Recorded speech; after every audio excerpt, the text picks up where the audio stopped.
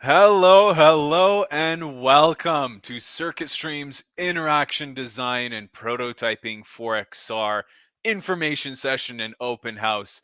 Super excited to be here today hosting this alongside some great professionals and experts in the space. But before I do continue on, I want to make sure that everyone can hear me and see me. So, can you please let me know in the chat? Can you all hear me and see me? Some yeses, thumbs up, whatever it may be. I see a hi, I can hear. Yep. So Manuel, Carol, Sam, Van, Michael, Catherine. Perfect. Awesome. Great that you can all hear me and see me. With that, we've got a super exciting open house here today to touch on our interaction design and prototyping for XR course. Now, we typically have people joining us from all over the world on these webinars and open houses and workshops. So would love to see where you're all tuning in from. Please let me know in the chat. I see Chrysovaldis is from Greece. We have Aika from Istanbul, Rudra from Toronto, Catherine in Canada. I myself am in Canada as well. We have Costa Rica, Chicago, Texas, Nigeria, from Argentina, but working remote in Finland. Welcome, Michael. Rachel from Mexico, Kwesi from Tampa, Florida, Houston, Italy. So quite an international audience today. It's great to see so many people who are interested in this space, designers and developers alike, who are joining us on these webinars. So thank you so much for joining. Now, without further ado, let's kick off this open house and get things started here. With this, you all have been familiar with the chat here to the right. Now, if you do have any specific questions for myself, for Alitha, Manuel, who will be joining us later on, and for the Q&A session at the end, there is a questions tab at the bottom there. So right beside the chat tab at the bottom right, if the layout's the same for everyone, there's a questions tab. So feel free to toss in any questions you have in the questions tab. It allows us to track those questions and get to them at the very end for the Q&A if we don't get to them earlier. Now, beside the questions tab, there is also a polls tab. Now, I'll be tossing in polls throughout this open house just to gauge the experience of the audience here. But for instance, I'm going to toss in a poll right now. So feel free to navigate to the polls tab just so we can get familiar with it as well. I would like to ask you, what industry are you interested in potentially applying design to or XR development? XR design, XR development. Let me know. What industry are you interested in? So feel free to go to the polls tab there. We've got design, UI, UX taking the lead here, which makes sense. This is an interaction design and prototyping for XR Open House, but a wide variety of different industries as well: gaming, medical, healthcare, manufacturing, architecture, software, film. And that's the beauty with this technology. You can bring it to almost any industry and apply it to there. So great to see that you have all gotten familiar with the polls tab there. But let's continue on with the show. Quick introduction from myself. My name is Stefan. I lead partnerships here at Circuit Stream. I have over 7 years of experience in the tech industry, working with travel IT companies, learning management system providers, ERP and business integration platforms, and now in the beautiful world of extended reality, augmented reality, virtual reality, and mixed reality. Now, icebreaker fact about myself: I was a member of Water Polo Canada, trained with the 2008 Beijing Olympic team. Never went to the Olympics, but nonetheless, great experience, and learned a lot from my days back on the kind of high competitive side of things. Now, today it's a pleasure and an honor to have Alitha Singleton join us as well to touch on the curriculum and the content of the interaction design and prototyping for XR course. Alitha is the author of the UX for XR toolkit. She's a consultant and an owner of her own business and studio, as well as an instructor with us here at Circuit Stream. She's got over 22 years of design experience for a wide variety of platforms across multiple industries. And as I mentioned, she's a content creator who creates content covering foundational aspects of UX design for XR in a way that people can understand and really help push forward the UX design field within this technology landscape. Now, today we're also super excited to have Manuel Sainsily join us as well. Manuel is a UX XR design manager of digital twins at Unity. He himself has over 15 years of UI UX design experience on web, mobile, and XR authoring tool sets and workflows. He holds a master's of science in computer sciences. He's a design manager for digital twins, as I mentioned. And that's during the day. At night, Manuel considers himself as a mad scientist, exploring all things 3D artist tools and whatnot. So it's a pleasure and an honor to have him join us and share his journey and insights for all of you interested in getting into this as well. So, what are we going to be covering today? Well, today is an open house on the Interaction Design and Prototyping for XR course. I'll be taking about 5 minutes or so to introduce you all to CircuitStream for those of you who are new to CircuitStream. Then I'll go into what the Unity 3D engine is, as well as the industry overview. Where are things going in the next few years to several years? That's going to take about 10 minutes or so. Then we'll be diving into the interaction design and prototyping for XR course. This is where Aletha will come in to share her insights as to our approach and why we've kind of put things together the way they are. And after these 10 minutes, we'll invite Manuel onto the stage to touch on his career path and advice and recommendations for anyone interested in getting into the field as well. Then to wrap things up, we'll go over some success stories, what opportunities are open for those with these skills, how to register for the program, and then the live Q&A session at the very end. So a little bit about CircuitStream. Well, who is CircuitStream? CircuitStream was founded in 2015 when we identified a gap in the demand for education relating to AR and VR. And our goal has always been to share a foundation of knowledge on the best tools, processes, and workflows for Unity as well as XR design and development. And to date, we've helped over 40,000 learners develop these highly sought after technical skills. Now, a bit about the team. What we have here at CircuitStream is a global team of industry experts who are passionate about accelerating the augmented reality and virtual reality industry through education. And we have team members and instructors all over the world, which helps us accommodate students across multiple time zones and geographies. Now, CircuitStream is also a Unity training and channel partner. Now, partners are approved based on their expertise, focus on quality education, and on the demonstrated success of their students. Now, for those of you who are unfamiliar with Unity, they have created one of the most extensive and robust development engines on the market, which we'll shed on more light on here shortly. And lastly, not to mention, our instructors maintain the highest levels of certification offered by Unity as well. Now, speaking of certifications, I'm excited to also share that CircuitStream is one of the few educators in the space offering XR industry-specific certifications, but more on that later. So what we'll be talking about today is our interaction design and prototyping for XR course. However, we have a variety of different courses and programs available that tailor to different interests for folks who want to get into the development side of things. The XR Development with Unity course, one of our flagship programs. Today, what we'll be touching on, the XR Interaction Design and Prototyping for XR course. For those designers, UI, UX experts, and people interested in this, getting into the field of real-time 3D and developing for XR platforms and experiences. And one of the last ones I want to touch on, our Unity Developer Bootcamp, a career track to really help you get ready for your next career as a creator in this industry. And this one's 24 weeks long compared to the 10-week XR design and XR development programs.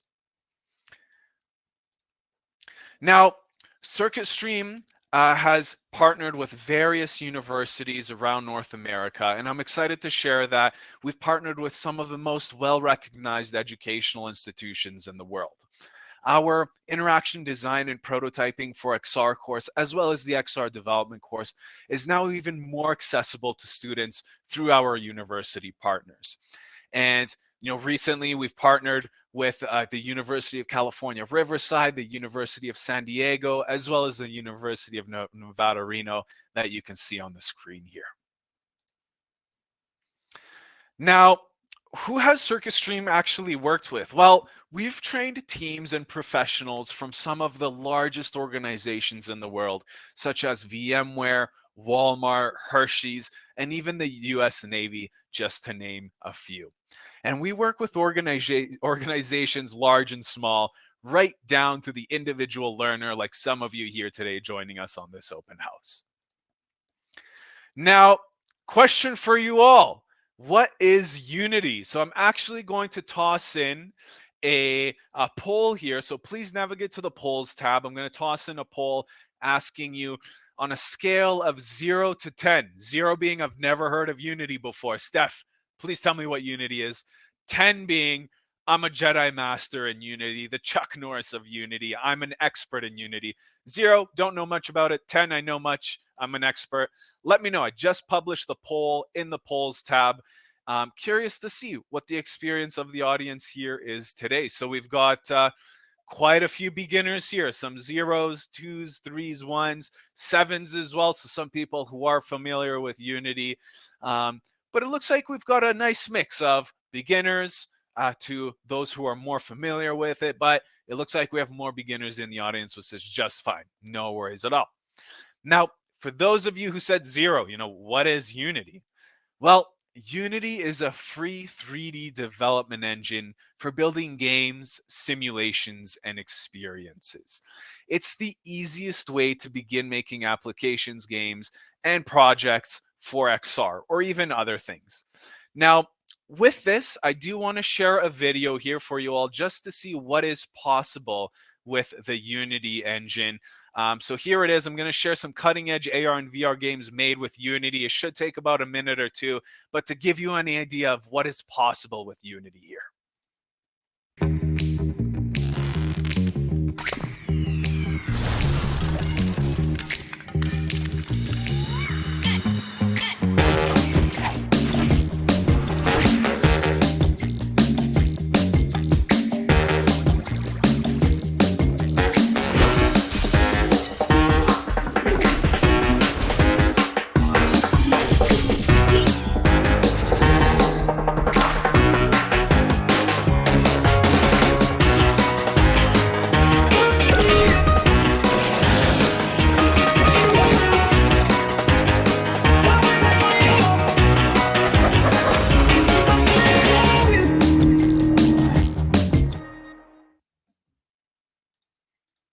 Nice. I love sharing that video. It gives me the shivers. There's so many other things I'd love to share with you all, potentially at the end here. But I hope that gives you a better idea as to, what games have already been built with the Unity engine.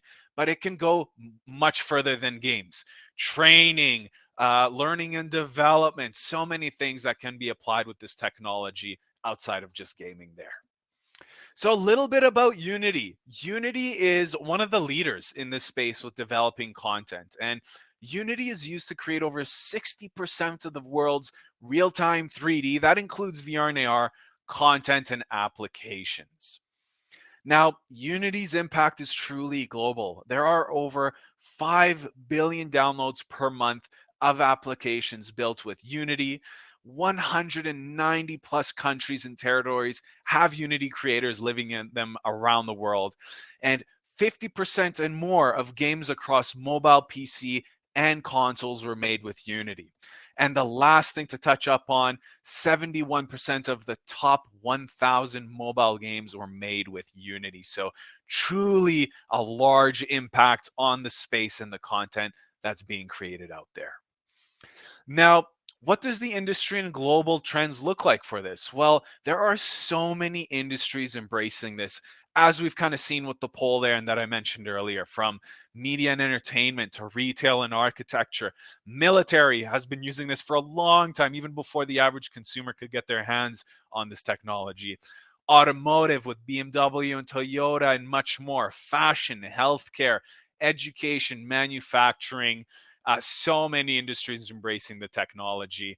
And really, I'd like to say it's just the tip of the iceberg. There's so much room to grow and so many opportunities available in this space. And there are, as I mentioned, over 190 creators in over 190 different countries with creators living in them. And you can see that to the right there.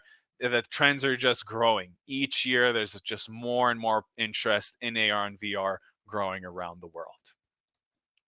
So, one interesting or a couple of interesting statistics I want to share with you from Price Waterhouse in 2019. They mentioned 23.5 million jobs worldwide will be using augmented and virtual reality by 2030 for training, collaboration, and to provide new digital experiences.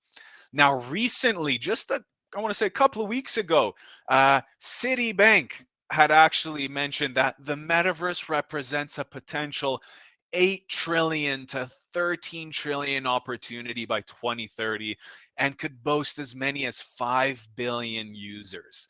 Now, that is huge data and news shared by Citibank there. And really just shows how there's so much more room to grow. And it's great that everyone's getting interested in getting into this, building content, and potentially finding and working in a career with this. Now, learning real-time 3D skills is an advantage, or even Unity skills as well. Hire.com mentioned there was 1,400% AR and VR job growth in 2020. Burning Glass had shared 601% demand growth for real-time 3D skills, and that 122% demand for proficiency with 3D engines is expected and projected to grow in the next 10 years. Still early, still early. I love it. So now let's get into the interaction design and prototyping for XR course. We've learned a little bit about what Unity is, where the industry is at the moment, and what it's going to grow to. Let's dive into this course and program for anyone interested in learning these skills and to be prepared for an interaction design and prototyping for XR certificate to really accelerate your skills and career in the industry. So our interaction design and prototyping for XR course is 10 weeks long with up to 8 hours of live instruction per week. There are 3 hours of live class instruction split into two 1.5-hour sessions. This would be alongside your classmates and peers, learning together, working on projects, asking questions live. If you're stumped somewhere, you get support then and there. And that's what those live group classes are all about: learning, asking questions, and getting support then and there. Now, the course can also come with private one-on-one sessions to help build your own personal projects, or just one-on-one support in addition to the live class sessions, and daily open office hours. So every day there are open office hours available for students to join in, ask questions outside of classes or one-on-ones. Doesn't even have to be questions about the program, just kind of chatting, networking with others, or picking some of the instructors' brains here to learn more about, the specific questions you have. But the course essentially covers design experiences for XR versus web and mobile applications. It'll also dive into techniques to create XR prototypes and really give you the tools and share tools with you that will help you succeed and work with teams around all industries to develop and design these experiences for any end goals and motives there. So without further ado, I would love to invite Aletha Singleton onto the stage here. Again, Aletha is the author of the UX for XR Toolkit. She's a consultant and an owner of her own business and studio, as well as an instructor who really helped put together a lot of the XR design course and program. So Aletha, thank you so much for joining. Really appreciate you joining us here today. Hello. You're able to hear me okay? Yep, all good. Okay. Let's see. Audience, can you all hear Aletha well? Just want to make sure that everything's okay. Rudra, yes. Catherine, yes. Okay, Manuel, good. yes. Beauty. Awesome. Well, Aletha, thanks so much for joining. I figure, I'd ask you some questions here as to, how did we approach the curriculum? How did we put together the curriculum? Why did we put it together in the way it is? Could you tell us a little bit more about that? Well, in section one, you'll see that it's an overview of UX and interaction design, and that is more of a high level overview of the foundational UX best practices for XR specifically and around the limitations of the different platforms. So you're learning a lot of high level stuff in the first four classes around what are the limitations, how do we work around those limitations, what are the best practices to work around those limitations, what is the full process, and where does this fit into that? So the full process is research, design, prototyping, testing, and building. And then this class fits in the prototyping, the design and prototyping. Right. So, which is a small part of that whole process. And then we decided to break out, and as a result of that, you need to learn these different tools. And so the approach that I came for the flow of the course was how can we teach them part of the design process flow, storyboarding or whatever, and prototyping, and then bringing that into Unity. And so that was how I approached it. Mhm. Perfect. That makes sense. And we'll dive into the tools here shortly. But it looks like it makes complete sense what you're sharing. Really, how to give you the skills and the tools to be successful in this career here. Now, diving into the tools here a little bit. Why are some of these tools here important for an XR designer to know, and how will it help them in their career for designing content for any industry, really? So they're saying the audio is going in and out. Is it still happening? Is it my mic that's happening with, or I don't know how to Potentially. fix it? Let's see. It Let's might see. be, oh, it might be, it is a mic that you have to, is that any better?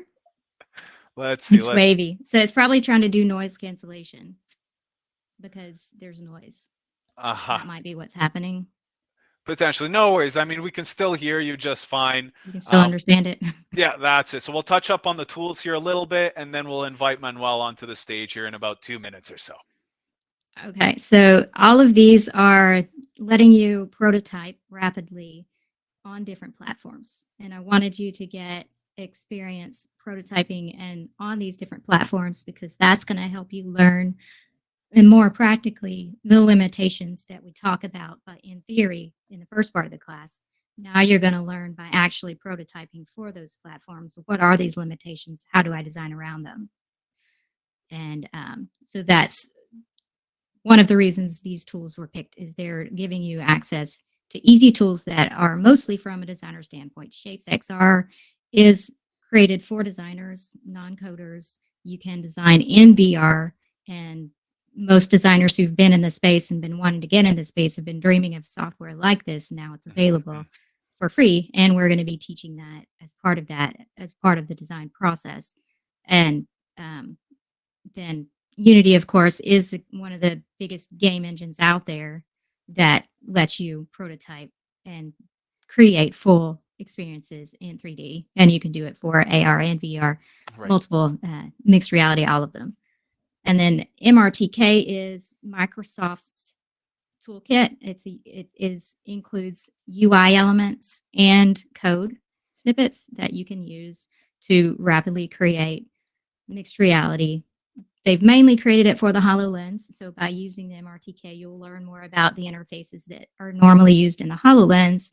And you will also be able to use those to prototype because they've created this tool that works with Figma where you can, designers who come from this background are used to Figma can use MRTK with Figma to do their rapid prototyping in Figma and then bridge that into Unity to prototype in Unity mixed reality experiences. And so they're going to learn that. And then Adobe Aero is a tool that lets you create mobile AR experiences because a lot of people are interested in the mobile side of things, not necessarily head mounted displays. So you're Right. going to learn that. And then Spark AR is just a little new way of promoting things. So you can't create fully fledged AR experiences with it, but you can use it as a tool to promote your AR experiences or your other various XR experiences. So they're going to learn how to create effects they use in social media to promote. It's a new way of marketing yourself. So these are the these are all very valuable tools that designers can already, because they're made, Adobe's made by Adobe for designers, so they understand designers because all of our tools are already from Adobe, most of them. So they understand designers, so it's going to be easy for designers to pick up, whereas Unity is a little bit more difficult, but we are going to spend time letting you learn Unity because a lot of teams out there want you to understand Unity. So you're going to have a good mix of different tools to learn in your tool belt. And one of the things that you're going to get out of it by the end of the course, you'll have at least 4 portfolio pieces that you can include by the end of the course. Perfect. No, this was all super helpful, Aletha. Thank you so much for sharing your insights here. With that, I'll be inviting Manuel onto the stage. If you don't mind, I'll invite you for the Q&A session at the very end.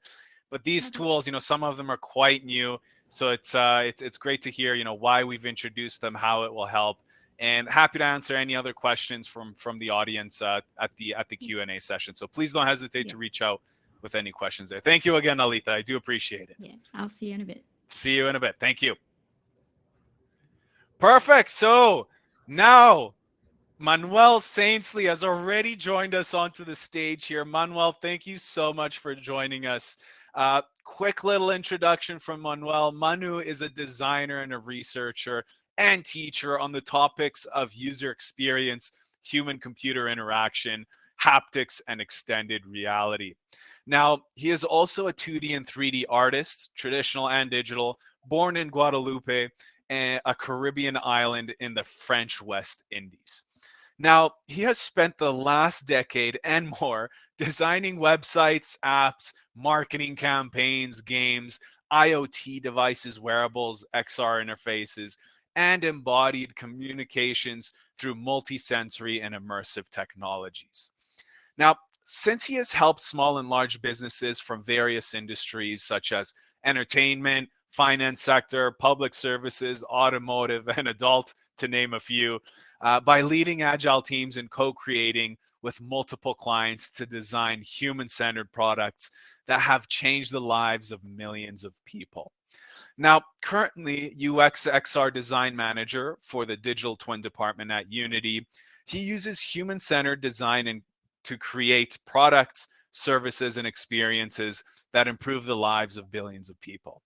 Now, a recent example is his senior UI UX consulting career at IBM, where he had the opportunity to create and lead the Canada XR design department. And aside from his main client's projects, he also physically and digitally, even more since COVID-19 happened, spoke at conferences, grew communities, created courses, and conducted innovative and tailored workshops to train employees and partners. So Manuel, it's truly an honor and a pleasure to have you join us. Thank you so much for your time here today. Thank you so much, Stefan. And it was a pleasure to also hear from Aletha, as she was my teacher during the Excel design course at CircuitStream. So this is an honor to share space with her today. It is. So I'm going to share my screen to be able to get to the next part. Sure, no worries. And let me just remove my screen here. Awesome. So I'm going to go a little bit through my background and career path, share some stories and lessons and tips and recommendations, and altogether maybe inspire you when it comes to interaction design and prototyping for XR. So it all started there. As long as I can remember, ever since I was a young boy growing up on the Caribbean island of Guadeloupe, I've been surrounded by art, both when my parents graduated from the School of Fine Arts in Paris. My mother, for example, became an art teacher, like her mother before her, and my dad an art director. I remember seeing them working on passion projects at night after a long day of work. And when I was no older than 3 years old, we used to watch old VHS tapes together. And one short film that stuck with me was the Pixar lamp, Luxo Jr. I'm sure you're all familiar with it. That was my first encounter with the world of 3D, and what continues to influence me even to this day. My dad loves this medium. His biggest dream is to actually leverage our local culture and make a 3D movie inspired by our myth and tales. He hopes that one day our stories could be told in 3 dimensions too. So during that presentation, I'm going to actually use the power of storytelling to tell you a little bit of my story.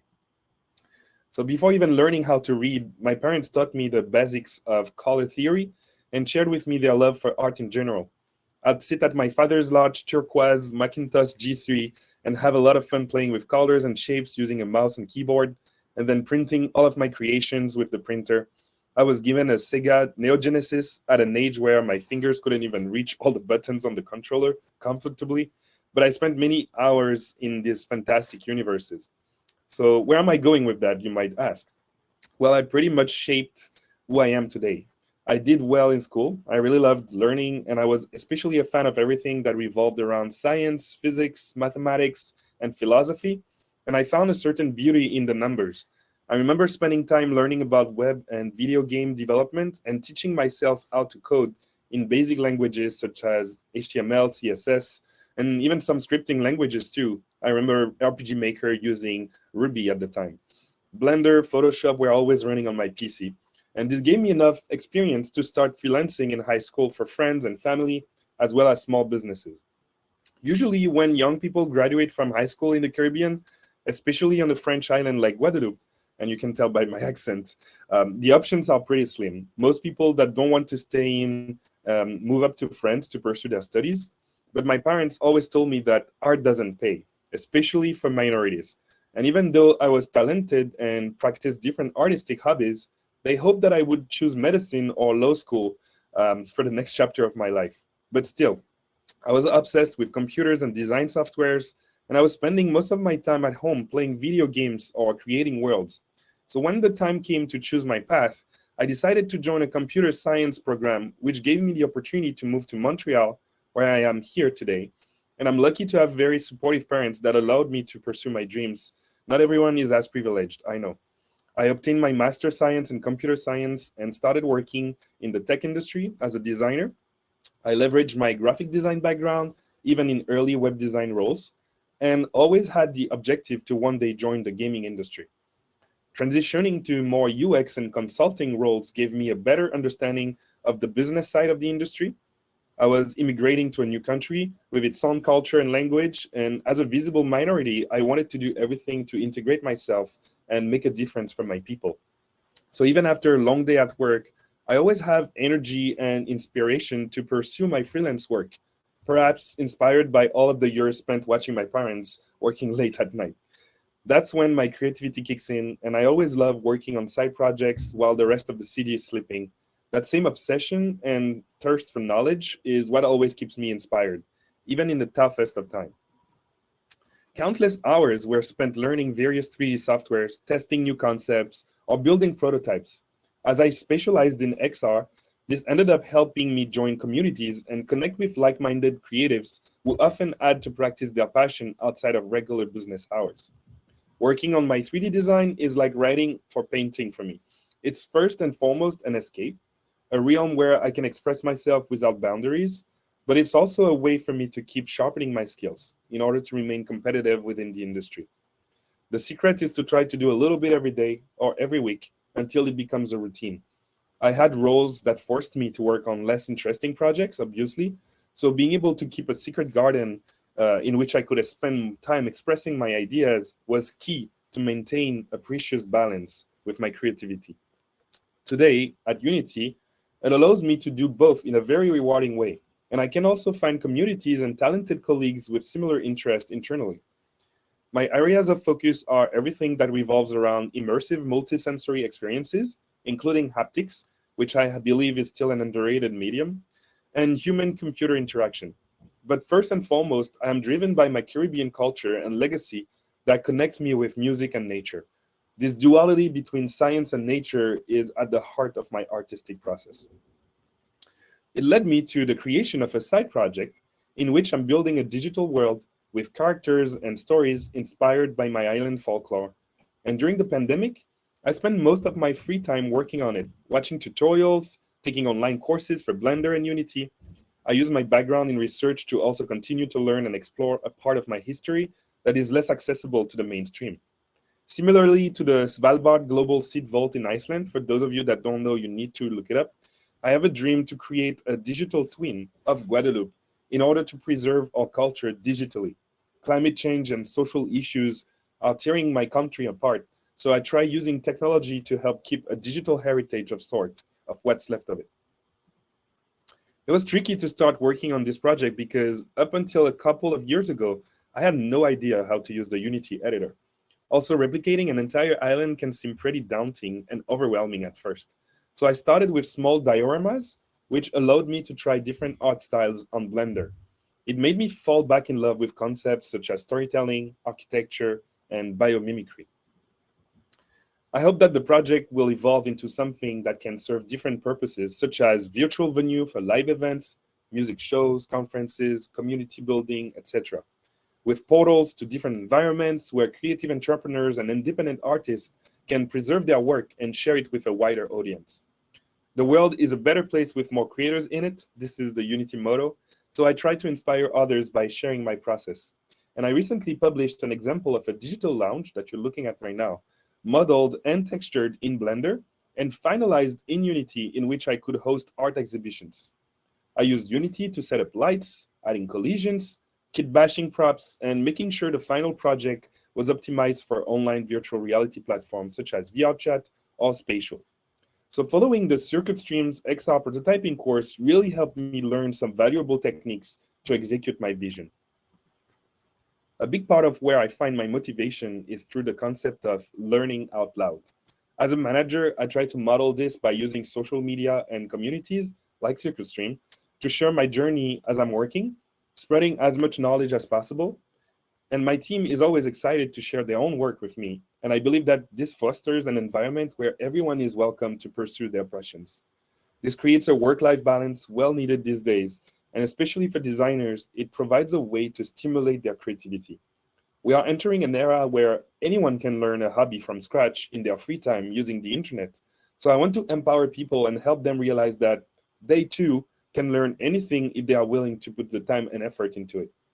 But more importantly, I want people to understand that this process can be a great support toward their career evolution and personal development. Sharing their experiences allows them to build relationships and inspire others. Connecting people together is something that I've always enjoyed doing, whether through the creation of online communities. For example, I was a moderator of the Designer Hangout Slack that is now 20K, 1,000 people, UXers worldwide. And also the XR Family Clubhouse that I created a year ago that now has 10,000 members. The launch also of a podcast focused on the haptics industry called the Haptics Club, where we publish new episodes every 2 weeks. And the dozens of Slack and Discord channels that I participate in outside and inside of Unity.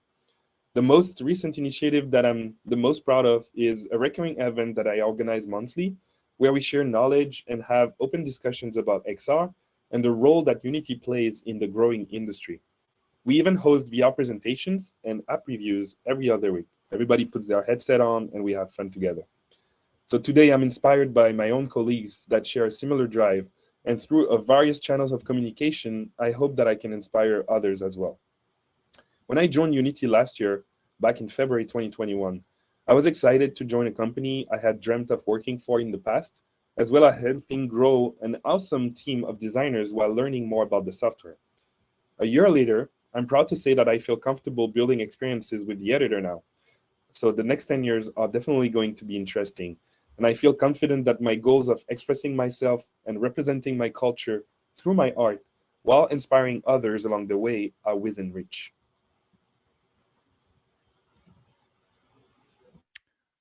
Thank you, Manuel. That was so inspiring to hear your story, your journey, how you're able to juggle all these things. Truly inspirational and motivational. Thank you so much for sharing.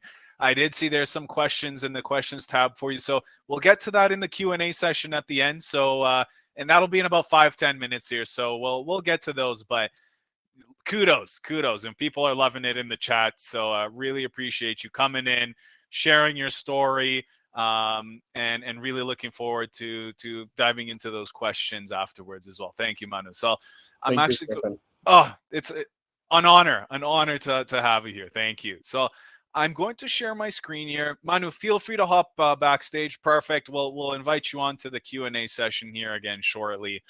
But oh, woo, 1 minute. I'm having a little disco party with my slides here. let me let me share it here again. Perfect. Awesome.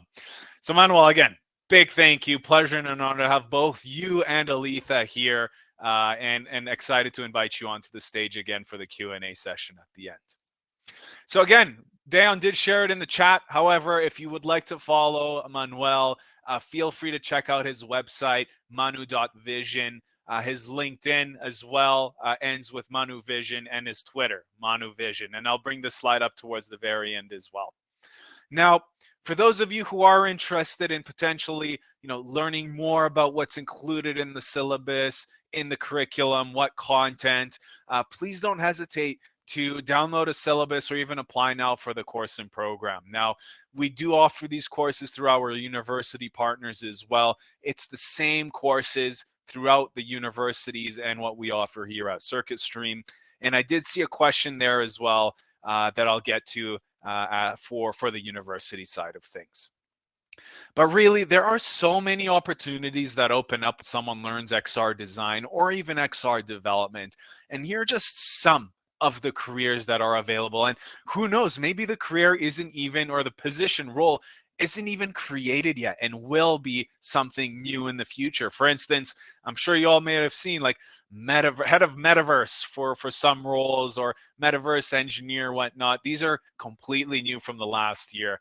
But just to touch up on some, there are AR, VR development and design roles, game development and design positions as well, with learning engines like the Unity engine, 3D artists, 3D graphics positions, simulation engineers, project managers, composer and sound designers, UX designers, and so much more. I can continue on, but those are just some of the opportunities that may open up when you do get these skills and start developing and designing your own experiences.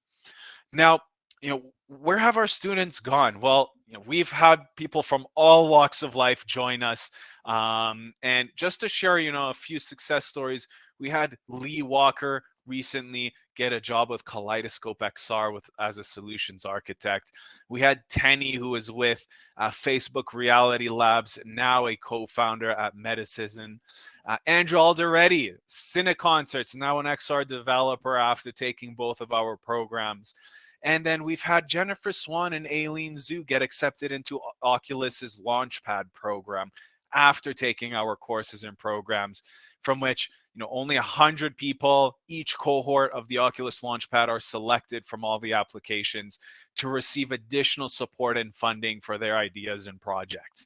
And then last I want to touch on is Tara, who used to work at WeWork, and after taking our programs is now with Unity as a project manager for global design and construction.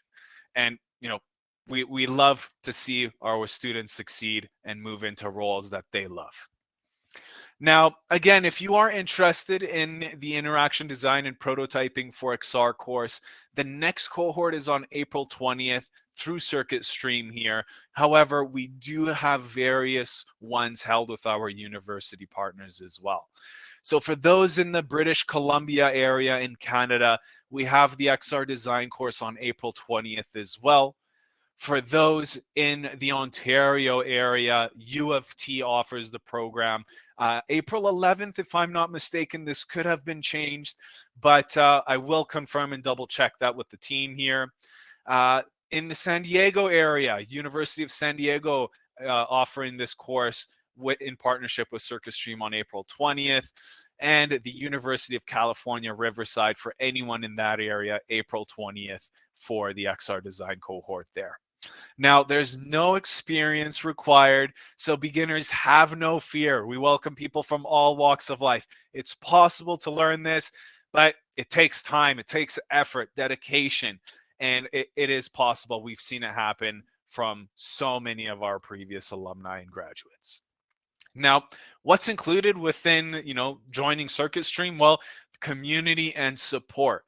You get lifetime support and community access with CircuitStream, from the daily open office hours that anyone can pop into even after completing the program, to joining our Slack channel, which is going to move to a Discord eventually, where you can connect and network with like-minded individuals, graduates who are working at already in certain industries, to students who are learning with us, and whatnot. Now, various events that we hold: coffee hours, show and tells, demo days to show off your projects to some of our hiring partners and networks, game jams, local meetups, and speaker events with XR companies as well. Now, if you're interested in the programs, we offer two bundles for the XR development or the interaction design and prototyping for XR course. We have a starter pack starting at $39.50, which is just the 10-week course itself, includes the daily open office hours, the lifetime community Slack support. But we do also have a plus package, which includes everything in the interaction design and prototyping course, as well as a C# scripting fundamentals program, and 10 hours of one-on-one support with experts like Aletha or even Jerry and other instructors here at CircuitStream as well. So for financing plans, for those who are located in the US, we have loans available through Climb Credit via this partner for eligible applicants or with an eligible co-borrower. And we have 3, 6, and 12-month payment plans for anyone outside of the US. That's Canada, UK, anywhere else in Europe. That is available for yourselves as well. So whether you want to go through Climb, loan, or payment plans with them, or if you're an international student, Canada, UK, Europe, we have 3, 6, 12-month payment plans available as well. Now, please don't hesitate to reach out to our admissions team: Roham, Leanne, Tyler, Marvell, Brendan, Shoshana. Either of them would love to speak with you, answer any questions you have about the programs. Is it a good fit? What are the timings? What happens if this happens? Anything you would like to chat about. It's a free call to our enrollment and admissions team, friendly conversation where we just want to help answer questions, see if it's a good fit, and set some next steps if it is something you'd like to pursue. Now, again, if you're interested, download a syllabus to learn more about the content and the curriculum, or if you're interested in joining, apply now. Here are the university links that you can check out if you are in those local areas, or if you're outside of the BC, Ontario, or California areas there, we have the circuitstream.com/learning link you can check out as well. Now, again, if you're interested in following Manuel, check him out, manu.vision. So that's https://manu.vision, or on LinkedIn, Twitter, ManuVision as well. Now, thank you everyone for tuning in. Let's open it up for the Q&A session. It's not done just yet. I did see a lot of questions here in the questions tab that we should be getting to. And let me just close this and have us three on stage here. Awesome. Manuel, Aletha, thank you very much for joining again. Now, let me pop up some questions here. I see, Manuel, you've answered some there. Now, let's see what we can dive into. So let's do this one. This one's from Kirubel, and Kirubel's asking, what education opportunities for the XR industry can offer people from marginalized communities? Let's see, Manuel, do you have anything you'd like to add to this question here? Yeah, I think that if I understand the question well, XR is incredible for that side, because I was talking to my dad the other day. He came to Montreal for the first time a week ago, and it was his first time putting a Quest on his face, right? And I think most people in general from the Caribbean didn't have a chance to really get access to headsets, because it's quite expensive to invest into the hardware right now. For people that are not really aware of what you can do with it, it seems to be a little bit early, which is crazy, because for us working in it, we feel like we're almost late. And I think that when it comes to education, For example, a lot of universities are starting to invest in their technological department by buying very expensive computers and tablets and so on for all the different kids. And sometimes they don't have enough of them to be able to give one to each kid. But when you think of the price point of the Quest 2, for example, which is very low compared to everything else, you could almost staff your entire school with Quest headsets and have access to education materials, live courses, live classes using workrooms. Um, and I believe that for marginalized people that, for example, live very far from schools, that don't necessarily have access to the same amount of technology support and so on, introducing those individuals via XR to this next wave of the internet allow them to catch up with society, to be able to be ready for what's to come. And in terms of what the education industry also can do, XR has so many opportunities. You can reinvent classroom education. You can make context that are things like very abstract, like mathematics or physics, chemistry, more touchable, more grabbable for people. Like, for example, we had an exercise with a school where we were trying to convert the physics class with something that was hand tracked, and you could like pick up atoms, move them around the room, and connect them to see what molecules you can create with it. And all the kids really understood the periodic table way easier than if it was printed on a 2D piece of paper. And those are where I want to see education in the future: more hands-on, more participative, spatial experiences. Perfect. Thank you, Manuel, for the insights there. Now, there was a question here from Cynthia that you answered, but I'd also like to toss this question to you, Aletha. Let's see if I can make it. So I can't make it live at the moment, but Cynthia was saying, I'm a beginner at AR VR product design. I'm looking to start with non-immersive VR design because I currently do not have a headset. So Aletha, Cynthia's asking, what design videos and tools can she use to kickstart her journey into AR and VR? So when I started studying it for myself, I didn't have a headset either. And I started out with cardboard with my phone.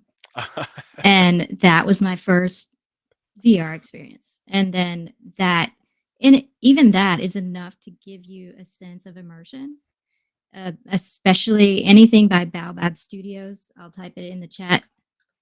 BAOBAB Studios. All of their experiences are really awesome, and you can access them on the cardboard, and you can learn a lot just from watching those experiences. And you can, and I also started playing around with Unity with the cardboard headset to learn that. So you can do a lot with, and with a Mac, because I'm a designer, I'm a Mac person. I started out with the Mac. I was very stubborn for many years, which is why I have the PlayStation VR instead of the PC. I started out with that because I was not going to buy a PC, but I have one now because, necessity. Finally, I Right. got one, but I love that's still my favorite. But you can start with just a cardboard. Perfect. Awesome. And I mean, riffing off of that question there, we had one, Christos was asking, do we need a VR headset for this specific course here? What do you think, Aletha?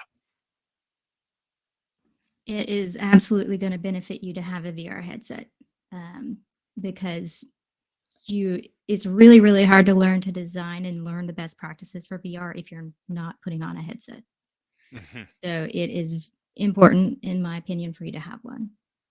You can probably get away a little bit with cardboard, but it's going to be difficult for you. And you're going to probably have to work with the instructors to get things to where you can try them out on cardboard, because it's a lot of extra steps than what we're teaching, because we're teaching it from getting it onto a VR headset. So I highly recommend getting the VR headset, especially if you're thinking of getting into this space and you're not bought into it, which I wasn't fully yet at first, which is why I started on cardboard. I also went to the Microsoft store and anywhere that had a setup there that I could try. So find a friend or go to a store that has a VR headset that you can try, and that'll help you decide whether or not you want to get into it. And then you can decide what headset to buy. And the Quest is a great one. And actually, that one is going to be most beneficial since we use Shapes XR. Shapes XR uses the Quest. As a Perfect. as a student of that course, you would have also a lot of FOMO if you don't have a headset with everyone else having so much fun. That being said, I believe that there is a formula where you can actually subscribe for the course and you get access to a quest at the same time. And also, the teachers of the course make a good job at providing, um, the documentation. So if you're afraid of buying the headset because you don't know how it will work, also on, you have pre-course materials to help you set up. Perfect. That makes sense. Definitely. So highly recommended to have a headset. Gives you a lot of value, and that you could test and see the things you're working on, collaborate with others. But let's say someone really wants to dive into this, but they just can't get their hands on a headset. Do you think it's still possible, or if they don't have a headset at the moment? I think it's still possible, but again, you're not going to get as much. It's not going to click as well as it would if Right. you had a headset. That But makes sense. the instructors are very good at helping you and the community, because we have a Slack community where you can ask for support on technical stuff and you keep access to that for life, right? Is that Mhm. right? Um, and they can help you if you need to port something to a cardboard instead of to a normal headset. They can help you with that. Now, some things aren't going to work. You're not going to be able to use Shapes XR if you don't have a Quest. Mhm, So mhm. there's going to be a challenge there, but you can still learn by watching the videos and stuff. Right. Perfect. That makes sense. And then kind of stemming into the next question, what is a headset you would recommend purchasing at this point to start learning Unity? And I love the quests. I know Manuel mentioned the quest too. But anything else outside of the quest that you would potentially recommend, or is the quest really the most kind of affordable yet powerful one to dive into the space? Yeah, definitely. The Quest is kind of the automatic answer, even though I don't always want to refer to Meta as the only platform. You can Hmm. definitely go along with, the HTC Vive or any other headset actually work well. Unity uses OpenXR, so you're not really restricted to only Quest or Meta. That being said, because of the price point, this is what is always recommended, at least up to today, April 7th. Now we don't know what's going to happen with Oculus, Facebook Connect, or Meta Connect later this year. I know that they delayed the F8, and obviously other competitors are coming into place this year. So I still believe that the Quest has at least one more full year of dominance on the market when it comes to for developers or designers that want to get into the field to start with. Hmm. Perfect. That makes sense. All right, let's see what we got here. I can knock out a few questions here myself.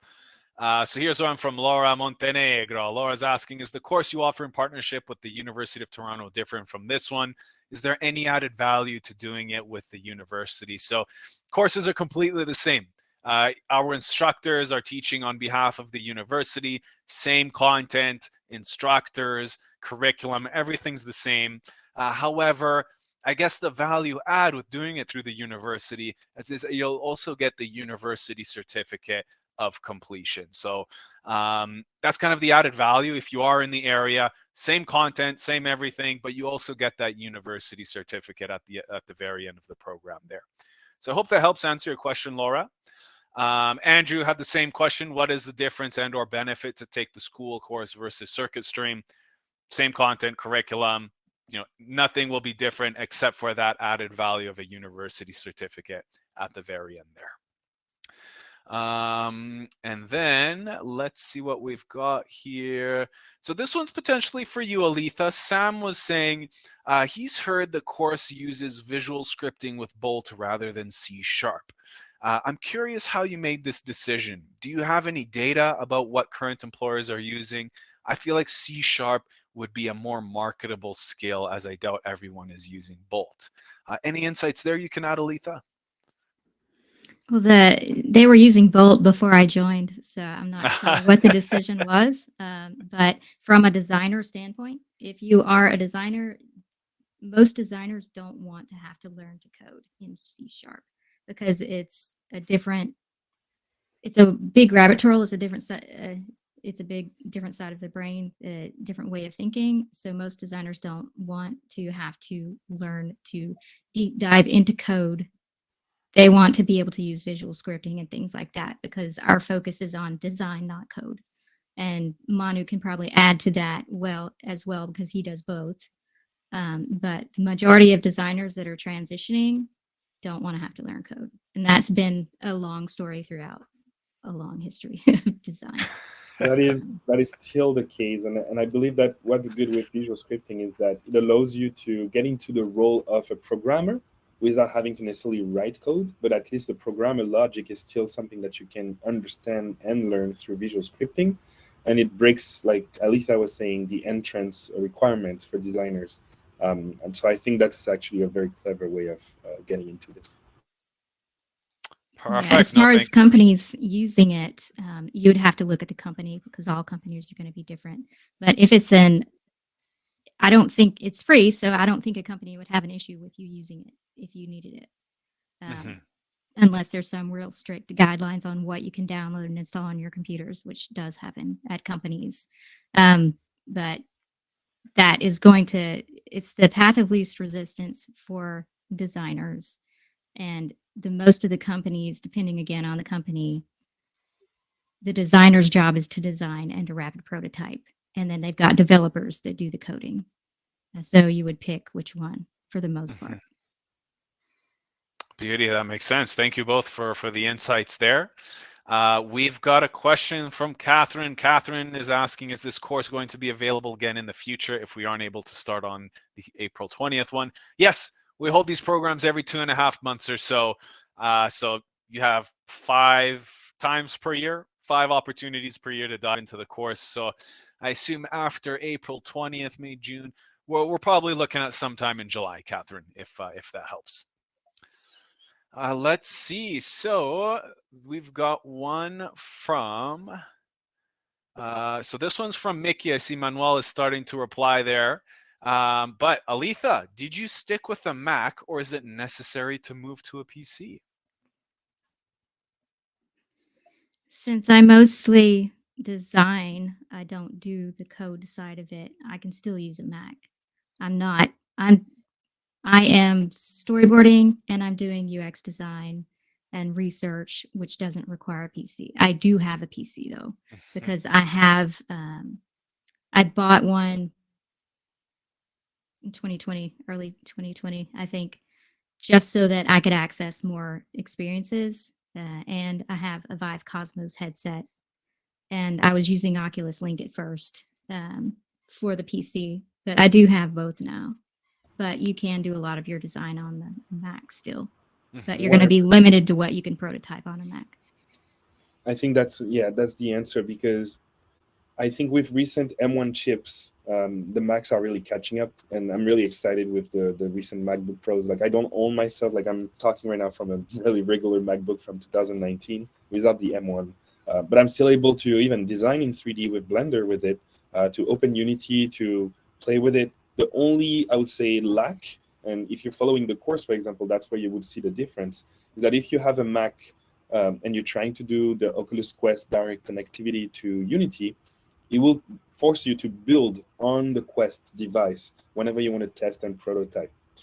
Instead, if you have a PC, you have the direct link cable connectivity, and you can play right away in the game mode of the editor and be able to test. And for designers, you know how important it is to do rapid prototyping, to be able to iterate back and forth with your ideas. So having to build every time the scene, every time you want to test, obviously is a handicap, but it's not necessarily a blocker. And if you're purchasing one of the most recent MacBook, you're probably good for the next few years, because the power that that chip has right now is really comparable to PC. Mhm. Perfect. No, I agree as well. So you can do a lot with Mac, some limitations, but great insights there. Let's see what else. So before I get into it, Manuel, Aletha, how are you guys doing on time? Would you have maybe another 7 minutes or so to continue? Is that okay? I'm giving back to the community as long Eh, as we need. Perfect. I appreciate it. Awesome. Some questions I want to be sure we get through here. So this one's from Marion. Marion's asking, might there be a future Unity apprenticeship program in the works in addition to these classes? If there are any paid apprenticeship remote programs, I would definitely be interested. So it is something I'm working on, Marion. Ideally, kicking it off with the Unity Developer Bootcamp, some opportunities with Unity there. But it is our goal to really help get more creators out there in the world. I know that's one of Unity's missions as well. A world with more creators in it is a better world. So we are working with them to develop these opportunities and channels from the boot camp, and ideally after these programs here as well. Cynthia's asking, is there financial aid for people with financial constraints for your programs? You know, feel free to reach out to our admissions and enrollment team, Cynthia. We're always happy to support any way we can. So please don't hesitate to reach out for a friendly chat with some of the enrollment team members that I shared earlier, and we'd be happy to explore this with you. So please don't hesitate to reach out. Always happy to try and work something out or support in any way we can. Okay, so this one from Ebony Walsh, and this could be for both Manuel and Aletha. What value do you think VR or metaverse brings to humanity? I understand education, and there is a new creator economy. What else do you working in the industry feel that you are bringing with your work? Alita, do you want to start? As you want, I can do it. I want to reuse the Nokia tagline, "Connecting people." In a sense, that's really what I think working in XR brings up. Like, especially after going through the pandemic, you can tell how much it was daunting for some people to really work from home or to be stuck without having social connectivity. Right now, you can put on a headset and hang out in VR chat with your friends all around the world, and obviously this is really different from what we're having right now. I'm on the flat screen, 2D. You're probably sitting at home or at work, looking at me through also a flat screen. You're not getting the spatial experiment. You're not looking at my legs. You don't see the stress that I'm having maybe with my hands. You don't get the full extent of the human emotion spectrum, because all you get is audio, visual, and a very laggy with latency. Even if it's a few microseconds, someone can talk over someone else or misunderstand different culture specificities, and all of these things that really are invisible and subtle, that you would actually not even realize that your brain is processing when you talk to someone in real life. You have a little more of that in VR. You have spatial audio, you have presence, you have potentially haptics feedback, and all of these things are just getting closer to a real life experiment. So I believe that continuing to get to a real life situation through VR is one of the greatest approach. But there is also the other school of thoughts which says that we shouldn't just try to replicate real life, because obviously nothing will compare to the real thing unless you're on the Elon Musk side thinking we're in a simulation. But when you think about what VR can bring, it's to me all of the above and more, which is imagination, creating world that you wouldn't be able to experiment in real life, being able to dream and to realize things that up to now you only saw in cinema, theater, or in books. Now you can have that in a more tangible way. So being able to connect people and all of the above, that would be the answer. Mhm. Love it. Yeah, you'll be able to connect with people all around the world in ways you never have before. And also, on the, we were talking serious games earlier in the chat. There's the serious games side of things where that's part of education and so forth, but it's also training. And that's where my experience comes from, is safety training with consequences. So when we create this safety training, where people learn consequences instead of just talking about it in theory and saying, oh, you might die if this happens, they can actually experience what will happen in a safe environment. And that has been proven to save lives, which is very impactful thing that you can't get in real life. You don't want to make someone explode in real life because that kind of defeats the purpose. So you can in VR though. And also during the lockdowns, I lived by myself and I was completely isolated. And I am an introvert. I love to be alone. But after several months of being alone, being able to get in a virtual room with people made me feel like I was actually with somebody. And the fact that, and it also actually works better for me as an introvert, that I have control over how long I'm with them, because I can just make the excuse, the headset hurts, sorry, gotta go. It's kind of hard to do that IRL. And there are people with social issues like autism and so forth who can handle VR and being around other people in VR way better than they can in real life. Yep.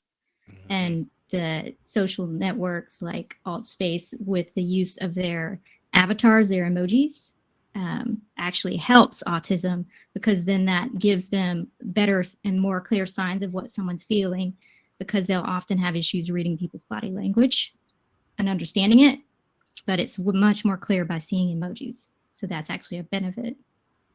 Well said. And I don't remember exactly the name, but there was also this experiment that they did with a native indigenous person that was able to actually reuse some of their culture and their codes from their culture within VR to be able to have a connectivity with people that they will never be able to connect with yet otherwise.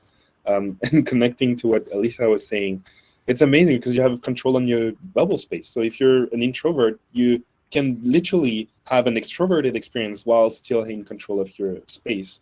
You can go to a nightclub at night in VR. You can. The only thing you can do right now is literally smell and taste. Even though there are some, tools and hardware that allows you to have a little bit of that, but it's not yet. Drinking a coffee in VR is not something right now. But maybe in the future, who knows? And it allows people to experience things like people with physical impairments or people with illness who can't go out and experience things in real life. They can in virtual reality. And people who can't, because they're sick, go visit someone, they can in virtual reality and feel like they're there. There's a very huge impact here. Beautiful. So touching. So thank you for sharing those. I do see let's see, what was it, which one was sharing? Sherry really loved the and found it was interesting to hear as well. So really motivational. Thank you. Let's see what else we got here from not answered.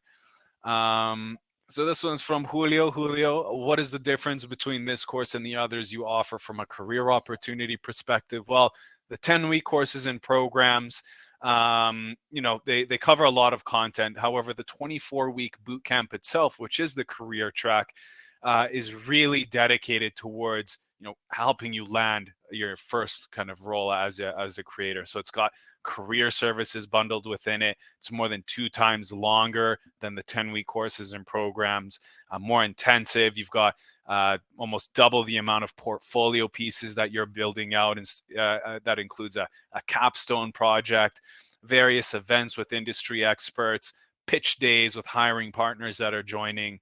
So I hope that helps shed some light, Julio. The boot camp's got a lot of different layers to it to help support and find and really help you land a new career, whereas the 10-week programs is really giving you the skills and helping you build those skills to develop and design experiences there. Now, let's see what else we've got here. Ryan Martinez, quickly, I've been looking at the Developer XR course and comparing this with one, and there seems to be some overlap, though they cover some stuff that's missing in this program, cameras and lighting. I'm curious, will there be a follow-up course program to this? Great question, Ryan. So we are planning on a follow-up course or potentially some workshops around this towards the end of the year, but nothing in the short term at the moment. It will likely be towards the fall there. Great question, though, Ryan. And I think we had all the questions from the questions tab answered. Let's see if there's anything in the chat that I missed. Let's see. Andrew had commented to Aletha there. My daughter has autism, and they were doing Zoom teen meeting, and XR would have helped so much. I think that would be great to work on with you. I love this technology. I love it. I love it. But with that, let's see if there's anything else. If there are any questions, please do toss them into the questions tab here quickly. But with that, we can slowly start wrapping things up.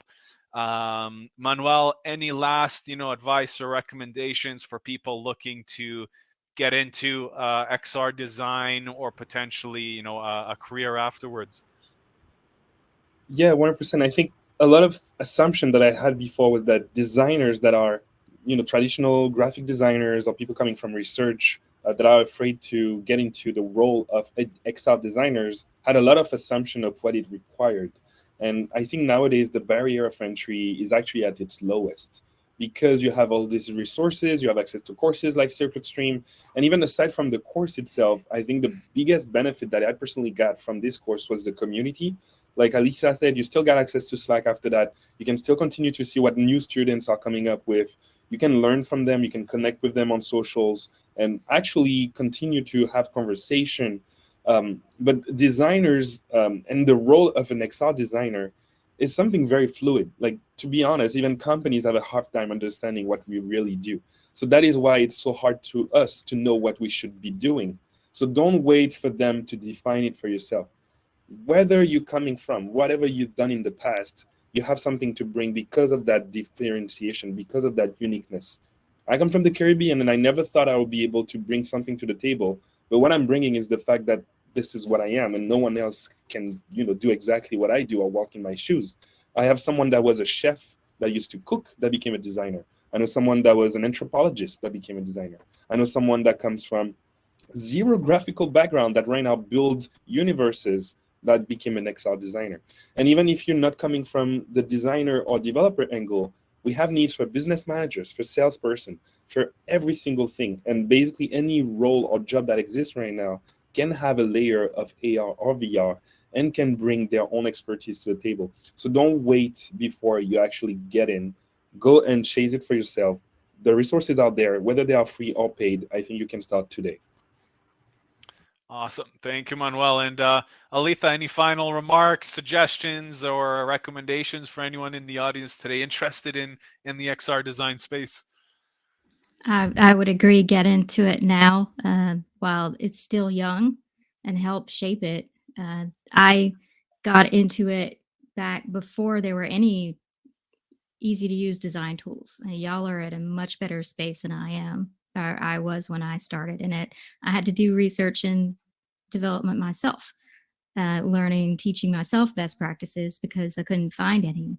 And um, that now you're getting more of that out there. Now it's becoming more available.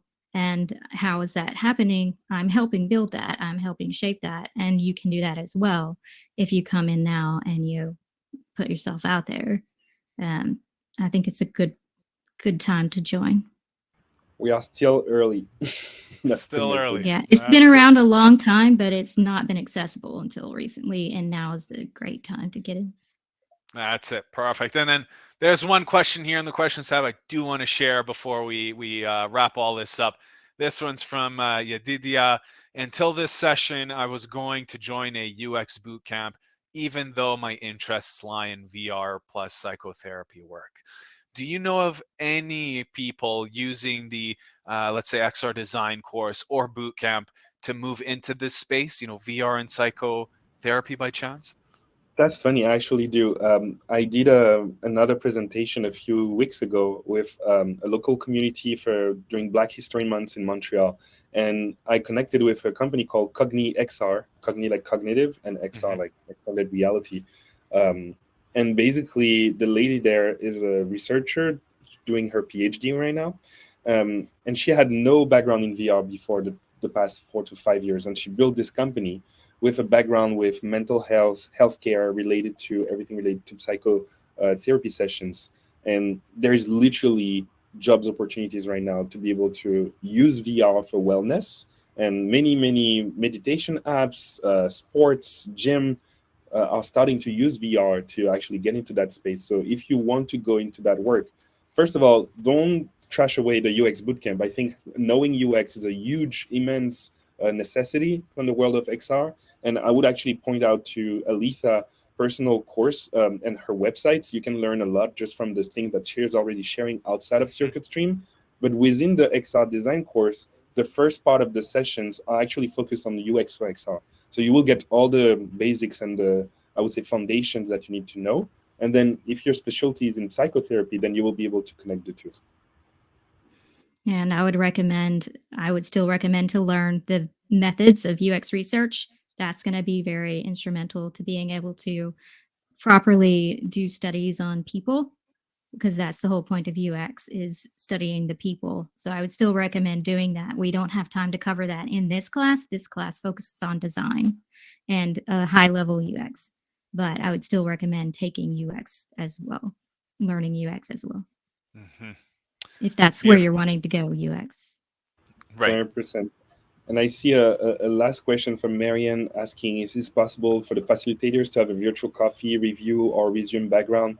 Well, you have my links, Manu.vision. Reach out to me on LinkedIn, on Twitter. I'll be happy to answer any question that comes my way.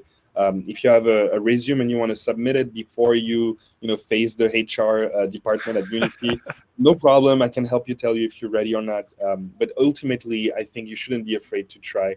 Our teams are amazing, and they will actually accompany you and find the role that best fits for you. But even outside of Unity, there's so many companies right now that are recruiting for the metaverse, for XR in general. So yeah, if you need a chat, reach out to me on Twitter, on LinkedIn. I'll be happy to. Perfect. Yeah, great question, Marianne. Something we've got a lot of different facilitators joining different events here, boot camp as well, and built in with the career services. But yes, any of us three would be more than happy to help.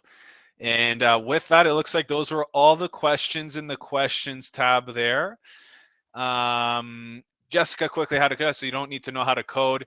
I mean, knowing how to code will benefit anyone, right? If it's for a designer, maybe not so much as a developer, but I like to say the more you know, the better you'll be able to work with different teams there. But Joel Kelly, where can we find Manuel links? Let me find that there for you again. Let's. Here's the website, Joel. Hopefully, he's caught me. You beat me to it, Manuel. But hey, looks like Closed that it. might be it. You did. Close, but no cigar. That's it. Perfect. So it looks like all the questions in the questions tab were answered. Manuel, Aletha, thank you both so much for joining me today Thank on you. this open house.